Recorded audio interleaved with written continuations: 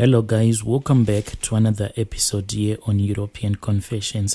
There is a message that I want to share with you guys. And this dear sister of ours, she was saying that when she grew up, she was an orphan and her life was really difficult. She once sent me a story, then I posted a story. So yesterday she came with another story of hers. Then she wrote to me a message, and this is the translation of that message that she wrote to me. The message reads like this: Hello my brother, how are you? I hope that you are okay. How is your work doing? On my side, everything is going on as planned, but I have another story that I want to share with you. I will try as much as I can to shorten this story so that it cannot be too long. Please, my brother, I am begging you, do not share my details with anyone.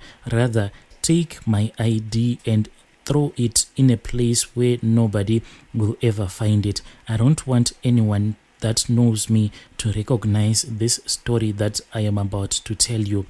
I once wrote to you, and when I wrote to you, it was about my life. As I told you that I was an orphan. I grew up as an orphan and life was really difficult. Now I am back. Today, I don't want to tell you about my painful life. Today, I just want to tell you about what happened to me, everything that I did in 2019. I experienced a lot of things in 2019 that even up until today, I still do not understand. So it was in the year 2019, I used to work there in Zim. When I was working in Zim, I was just working as a maid. That family that I was working for there in Zim, they were not paying me a good salary. Life was just difficult for me. It was just a matter of feeding myself from hand to mouth. So what they will do is that if they will pay me today, if it will be my payday, then when tomorrow comes, if I'll calculate my salary, then I will see that I didn't have any savings at all.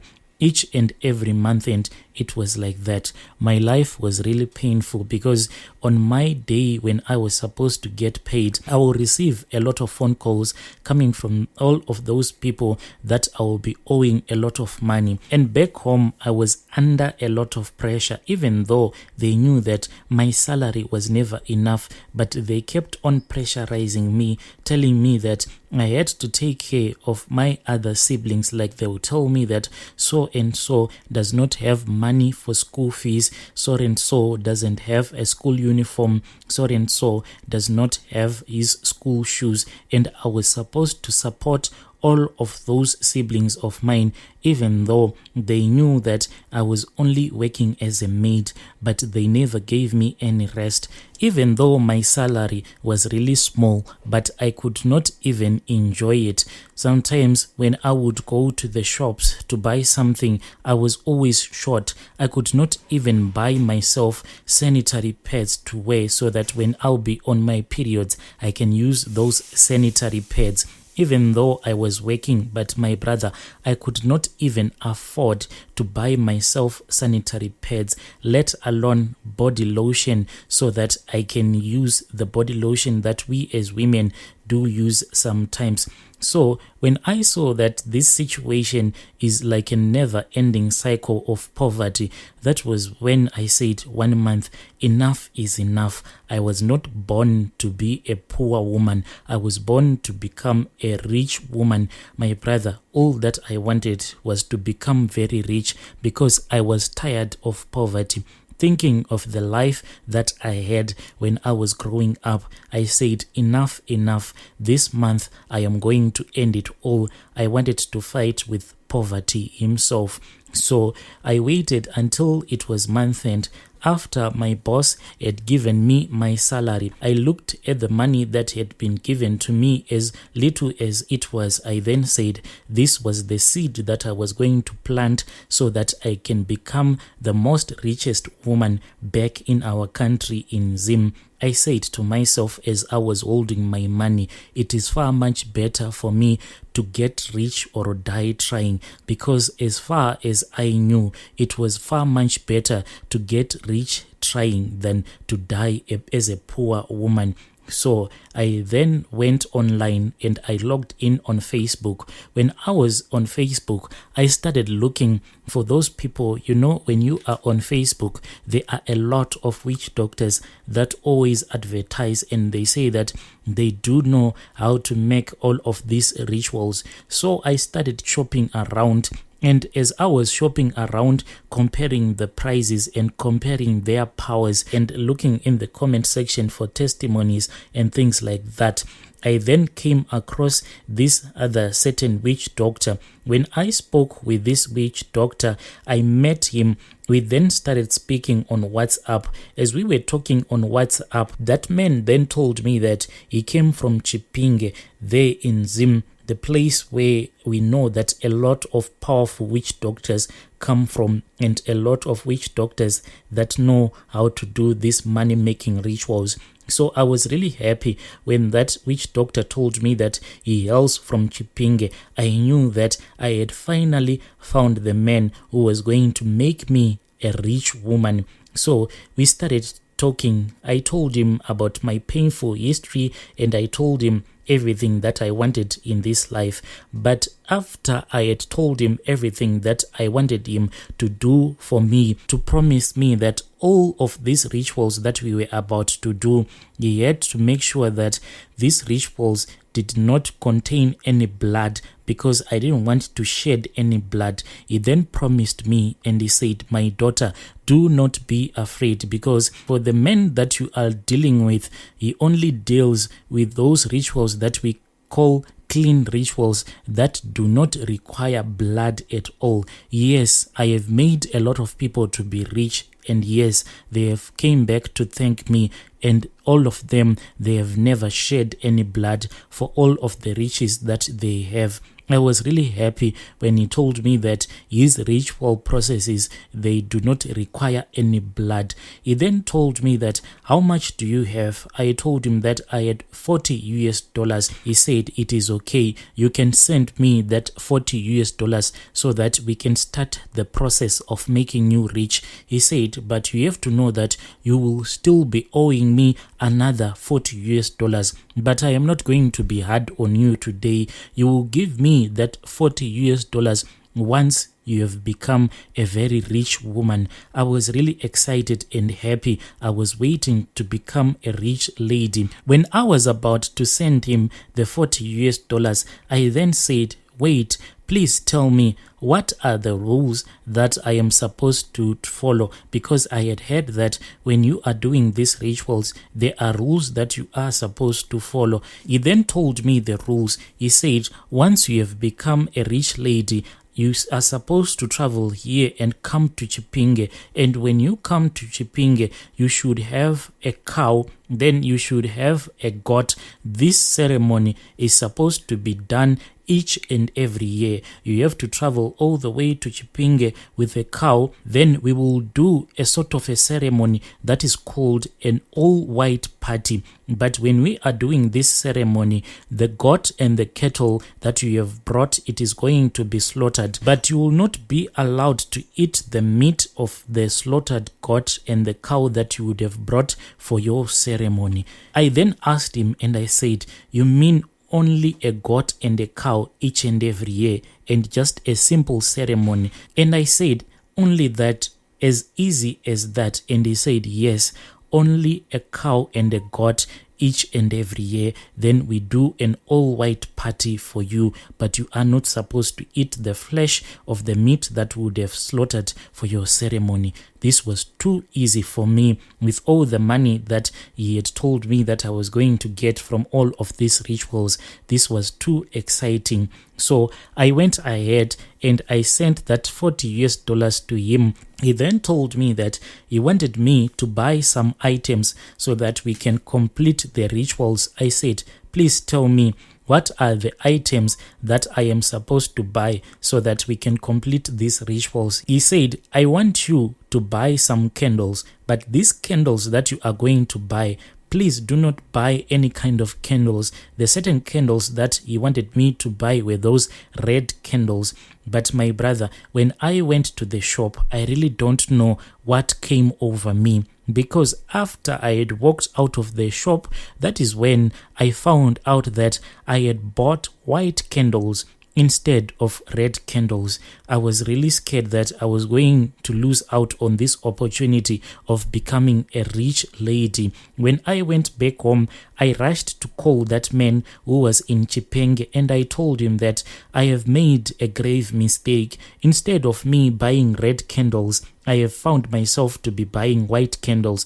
What should I do? He then told me, I know that you've made a very big mistake, and I don't know what has caused you to make such a grave mistake, but please do not worry, for we are going to use those white candles. He then told me that I was supposed to look for a glass, a very big mirror, and I was supposed to place that mirror inside a very big bag. Then in the evening, what I was supposed to do is that I had to wake up somewhere around 12 midnight, and once I had woken up, I was supposed to light those candles. All of them, I had bought 6 candles, and I was supposed to light them whilst they'll be facing in the direction where I had placed that big bag that had a very big mirror inside that bag. So he told me that I was supposed to leave all of those items in that place. Then I had to go back to sleep. My brother, I did as that man had told me to do. I took my 6 candles and I then lit them in the direction facing where I had placed that big bag that had a very big mirror inside, and I went back to bed. My brother, the moment that I got into the blankets, I heard that in the room where I was sleeping, it was as if there was a wind that came rushing into that room where I was sleeping. My brother, I don't know where this wind came from. After the wind had came into the room where I was sleeping, the wind was just too much. Then it blew those candles until the fire had gone out. I woke up, my brother, and I tried lighting those candles, but the same thing happened. Then around 1 a.m. I had my phone ringing, so I picked up the call. It was that same witch doctor who was in Chipinge. He then said, right now I have been fighting with your ancestors. I said, what is wrong? He said, here in my shrine, things are not okay. Everything is just upside down. I said, your shrine is upside down. What is happening? What has caused your shrine to be upside down? He then said, it is because of your ancestors. Your ancestors have attacked my shrine. I have tried fighting with your ancestors, but they have overpowered me. I have tried to fight with them, but they have made my shrine to go upside down.